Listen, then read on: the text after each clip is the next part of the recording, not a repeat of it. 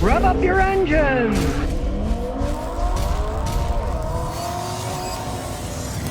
Alfonso Darcy said, should you be scared to put miles on the car? Depends on the car you own, right? If you own a Chrysler, Dodge, a Fiat, or a Mercedes, yeah, you will, because as it gets miles, you'll start falling apart, right? But I mean, cars are made to drive. That's their whole purpose in life, to take you places, right? Now, when I was a kid, I didn't want to put miles on because I was a cheapskate. I didn't want to buy the gas and then wear the car out faster because, of course, hey, I was buying $500 car, $550 cars when I was young, so you couldn't push them too far or they'd wear out, right? They're old, they have a lot of miles on them.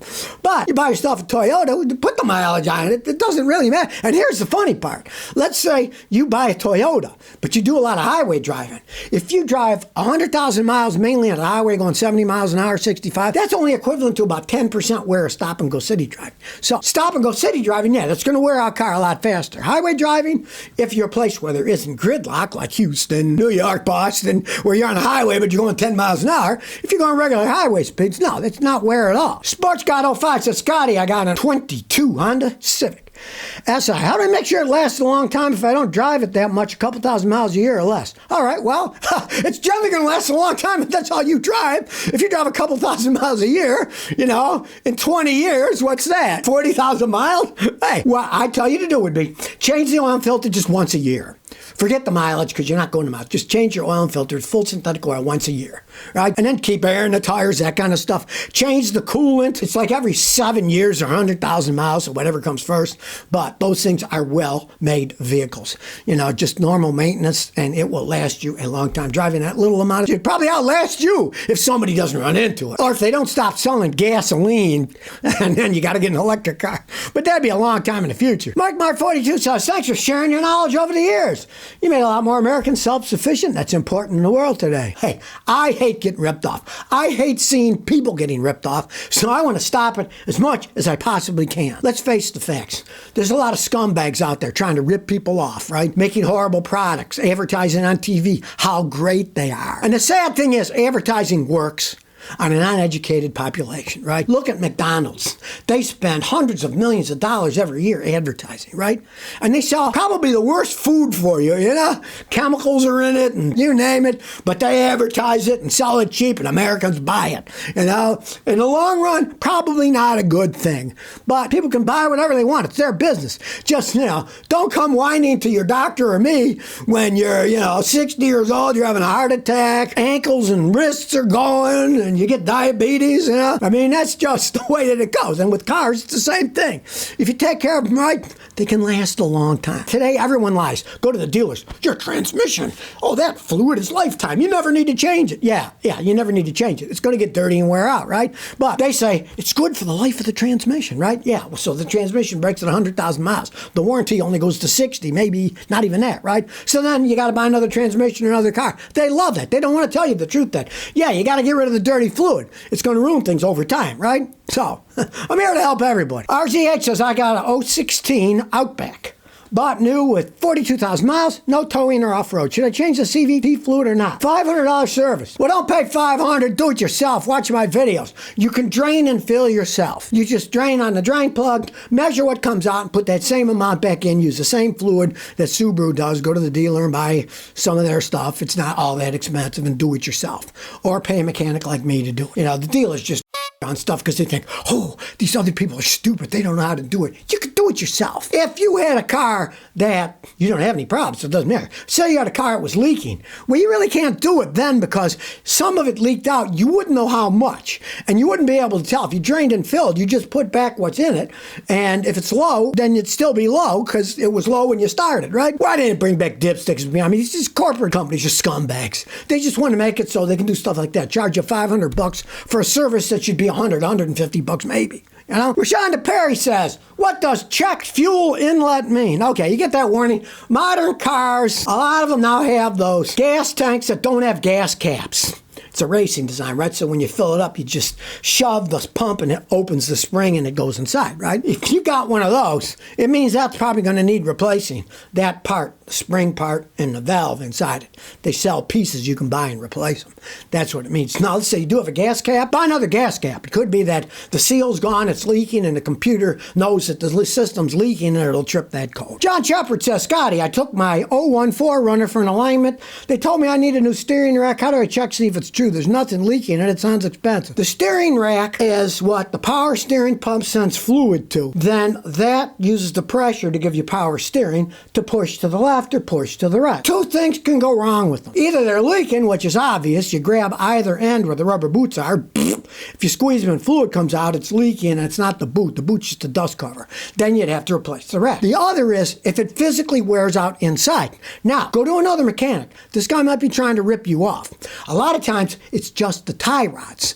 Each side has an inner tie rod and an outer tie rod, left side and right side, right? If the tie rods are bad, you grab the wheel, it'll go clunk a little, but it's not the rack, it's just the tie rod. So, if it's not leaking, get another opinion. Somebody might say, you just need a tie rod, inner tie rod or outer tie rod. Do that first. Damien says, Scotty, I bought a 2024 Evolution Forester lithium golf cart. I don't play golf. I think it's boring. I just bought it to ride around with. What do you think of that? Yeah, a lot of people do. I kind of agree with you. As one famous guy said, golf is a good way to ruin a walk in the woods, right? Hitting a small ball in a little hole far. What a frustrating thing to do. Why anybody enjoys it? Maybe they're all masochists. I don't know. You got me. I don't understand the game myself. You know, I like hockey, baseball, some action sports, running around doing stuff. Golf, I don't know. You got to play golf to go up the rung on the corporate ladder, right? I don't know. I don't understand. It's a whole social thing I have nothing to do with. Doesn't interest me in the least. But hey, you want to ride around a golf cart? Go right out. A lot of old people in Florida do. They don't play golf either. They ride their golf carts around their little areas. Craig Kendall says, what happens if you over-torque spark plugs? Spark plugs are in there for a certain torque so that they don't blow out, so they're not too loose, but they're not too tight, because if they're too tight, then those threads are stretching. And of course, most cars have aluminum heads. Aluminum is very soft. You could heat up aluminum head in your stove, and then you can hit it with a hammer and put dents in it. That's how soft that stuff is, right? So, if you get it too tight, it'll kind of weld itself in, and when you try to take it out, it will strip the threads, and then you're up creek without a paddle. If you think you've over-torqued them, take them out now. Get a torque wrench, torque them correctly, and it'll keep you from having problems in the future. Because let's face it, the heads are mainly aluminum. You got different metals that kind of weld themselves together if they're too tight, so you don't want to do that. If you think they're over-torqued, take them out, and then get a torque wrench and do it right. Well, I was reading this Eco News. I gotta laugh at this one. It's definitely the end of all EVs. 28,000 years of autonomy with this diamond battery. Okay, they got this little thing, it's a diamond battery. Turns out that carbon that's in diamonds, that they can make a battery based on diamond that'll last 28,000 years, right? How they figure that out, no one knows. They certainly haven't tried it out for 28,000 years, right? Got this. Diamond batteries are a newly developed energy storage system. They harness the radioactive diamond crystals for their electrical power. The diamond battery has a critical part. It's carbon-14. Carbon-14 atoms are unstable once it's disintegrated by releasing beta particles, and then they create electricity. Have people lost their minds? One, it's diamonds. There aren't that many diamonds. They're super expensive, right? And you're using this little machine to create electricity out of diamonds. Find the most expensive you can and say, look, we can make batteries out of diamonds. Well, that's certainly not going to be cost effective, right? These things that people come up with, it's just phenomenal. It might as well say, if we pave the roads with gold, the tires won't wear out. In this case, you're going to make the batteries out of diamonds. This has got to be the dumbest idea I've ever heard of. Let's make batteries out of diamonds that last 28,000 years. And then they could probably say crap like, well, since you are amortizing the cost of these diamond batteries over a 28,000 year period, it costs just fractions of a penny to operate. Who knows what these idiots will come up with next? Wendell Gray says, good morning. The annual spring tradition has occurred. Once again, the Toronto Maple Leafs are out in the first round. They took the first step in the right direction by firing the coach. Yeah, well, they're under such pressure. But it's kind of funny because they were playing Boston, right? And I thought, who's going to choke? They're both choking teams. The Boston Bruins have lost more Stanley Cup finals than any other team in the history of hockey. So they're a proven choking team. And geez, they haven't won since 67. They haven't beat Boston in a series in the playoffs since 1959. I mean, you know, you got two choking teams going at it. Now, I don't think Boston's going to go far either. I think Florida's going to blow them away.